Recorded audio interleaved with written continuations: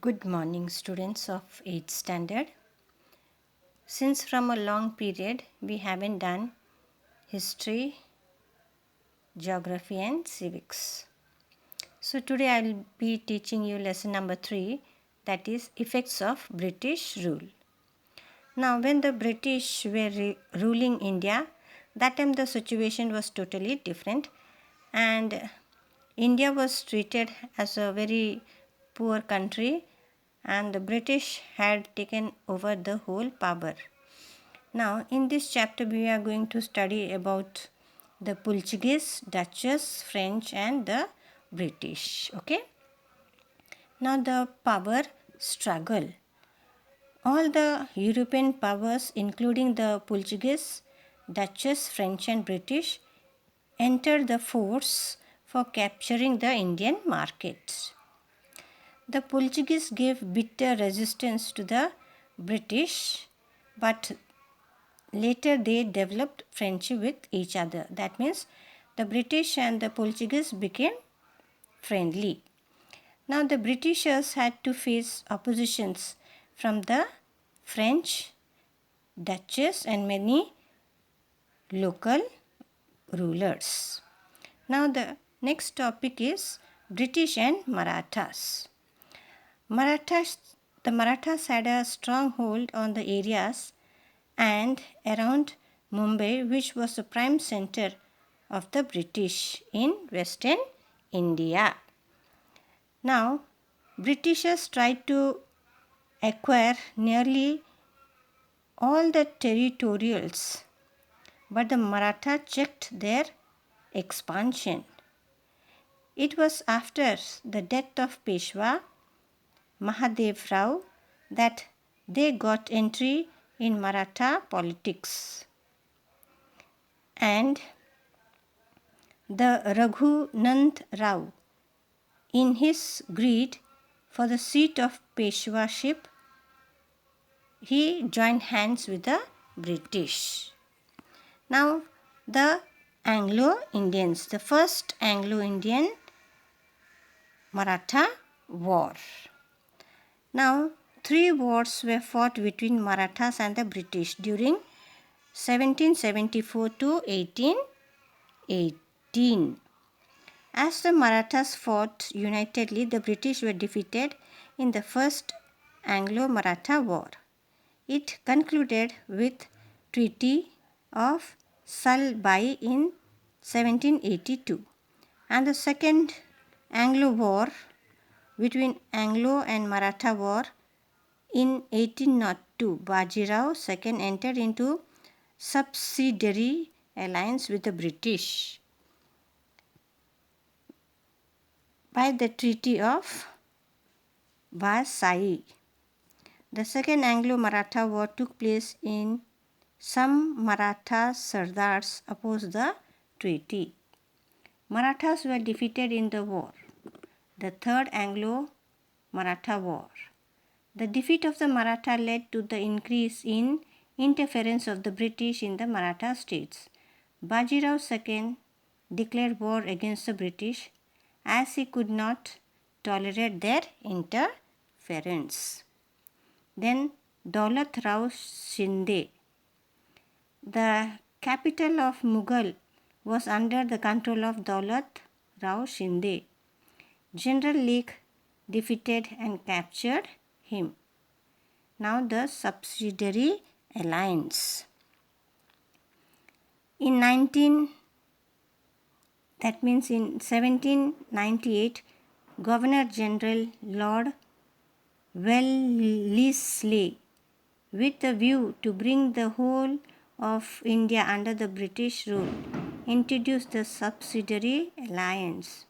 He entered into the treaty with many Indian rulers, and military assistance was given by the British. The control of subsidiary alliance. Indian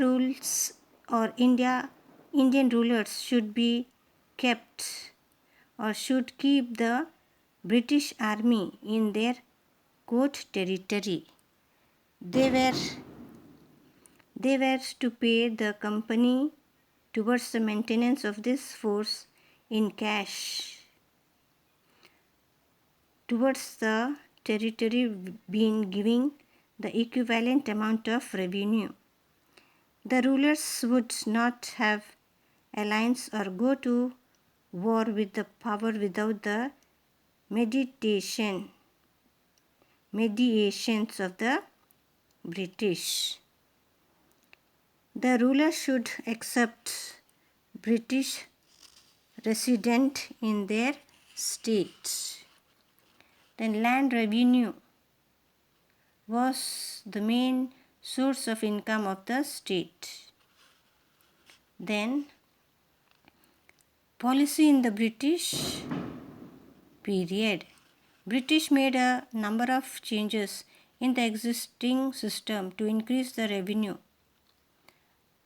Now the increase in the revenue, that is the tax was fixed on the basis of area, payment of revenue in cash within the prescribed time limit given, then system of collection different from region to region.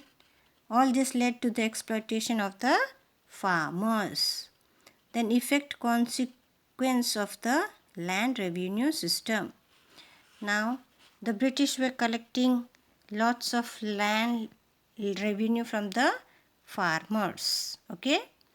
Then farmers were forced to sell their produce to the merchants and middlemen at low price or order to pay revenue.